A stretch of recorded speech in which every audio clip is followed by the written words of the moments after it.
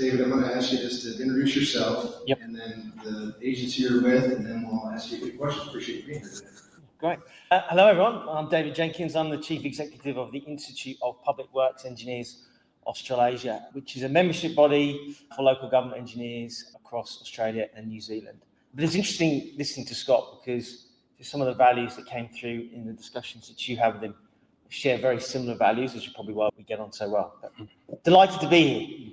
Thank you so much, David. You're all over the world, so we're going to ask you a couple of internet. What are the, and you can call it whatever you want, I'm going to say strategic priorities, but the priorities of your association right now as you work with folks across the globe?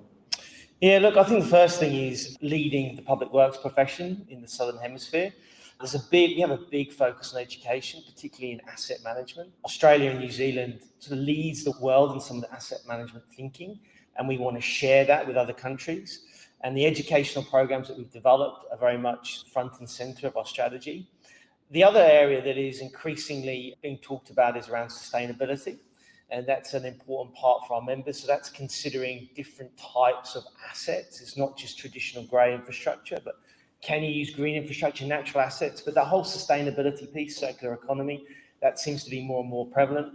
And then the other one is, and I think this is linked to some of your questions, it's really about how do we grow and develop young professionals into the public works community? Yeah. How do we get them interested and excited to not just get into public works, local government, and as a byproduct, membership as well? Because I think that we don't always, and this goes to Scott's point, we don't always tell the story as well as we should do to get people interested and excited.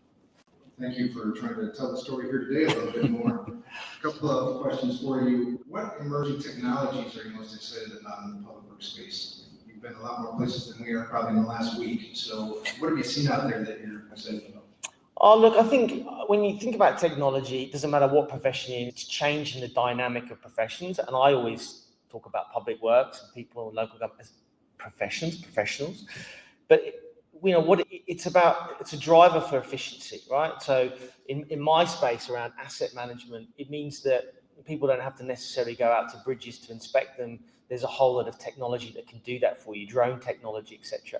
I think the next leap now is that we had all this big data, but AI can actually interpret that data for you real time quickly. So it drives efficiency in the process. So when you're thinking about managing assets, you've got efficiency there, but also in terms of asset registers, but that doesn't mean you still need people that can strategically think, critically analyze that, communicate it, and be able to give trade-offs, etc., to elected leaders. So efficiency is good at driving efficiency, but it still means you need the critical skills, thinking, and everything else that goes with it. Thank you very much. Appreciate that. I'm going to ask you to think about your travels once again. Do you have a particular country or a city that you've seen that you think is doing it really well? Is there a shout out you want to give to a community around the globe? Maybe it's your hometown, I don't know, but somebody you want to give some recognition. They're doing it right. They're doing it great. In terms of future thinking around how to manage infrastructure, how to renew, plan, develop it, maintain it, look after it, but also some of the thinking around climate change and asset management resilience, I look to Canada. Actually, Canada is doing some great stuff in the space. What they've done is they've said that people are front and center when it comes to asset management. We're not just talking about technology, but we're actually going to invest in people. So through the FCM grant funding, they identified key partners to work, one of them being us, and to actually deliver education for people in local municipalities. And that was to the tune of about 150 million.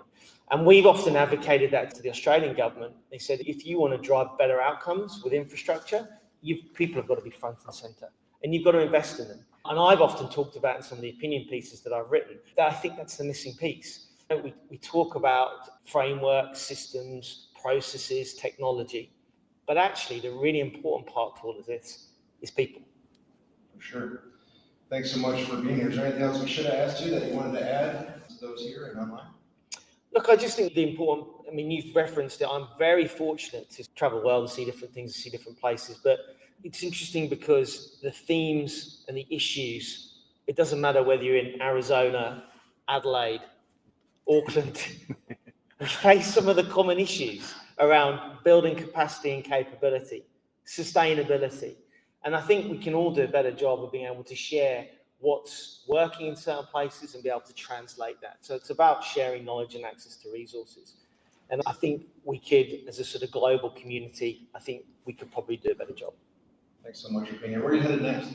I'm back to Sydney. So we've got our International Public Works Conference back in Sydney, and I arrive on Saturday morning, and I'm straight into on Sunday.